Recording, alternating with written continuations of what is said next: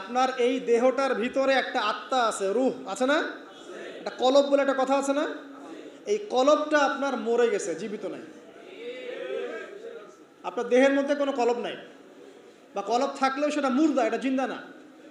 এটা জিন্দা হবে কোথায়? আল্লাহওয়ালা মানুষের কাছে যান, গিয়ে দেখবেন তিনি আপনাকে মৌতের কথা স্মরণ করাবে, কোরআন ধরায় দিবে, জিকির ধরায় দিবে, নামাজ ধরায় দিবে। আস্তে আস্তে দেখবেন আপনার কলবটা আবার জিন্দা হবে। চল, এই মৃত কলব নিয়ে আপনাকে নসিহত করে আমারও কোনো লাভ নাই। আমি যে নসিহত করছি আসলে কোনো লাভ নাই, কারণ আপনার কলবটা মৃত। আগে কলবটা জিন্দা করতে হবে। কলব জিন্দা হবে দুইটা কাজ, মাত্র দুইটা কাজ। এক, বেশি বেশি কোরআন তেলাওয়াত। পারা যাবে ইনশাআল্লাহ?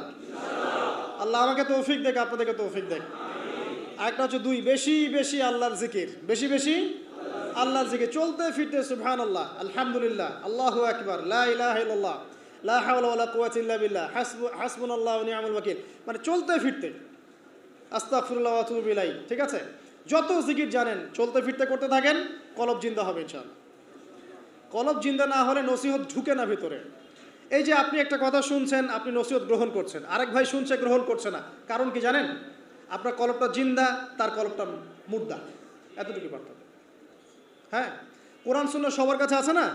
তো সবাই তো পড়ে হেদায়েত পাচ্ছে না, পাচ্ছে না। কিছু মানুষ পাচ্ছে, কিছু মানুষ পাচ্ছে না। কারণ কি? কারণ এক, তার মনের মধ্যে অনেস্টি নাই, সততা নাই। দুই হচ্ছে তার কলবটা মুর্দা। যদি কলবটা জিন্দা হতো এবং মনের মধ্যে সততা থাকতো, আল্লাহ পাক তাকে হেদায়েত দিতেন ইনশাআল্লাহ। যদি অমুসলিম ভাই বোনরাও থাকে, তাদের মনে যদি সততা থাকে, আল্লাহ পাক কোনো না কোনো দিন ওদেরকে হেদায়েত দিবে ইনশাআল্লাহ, দেখে নিয়ে।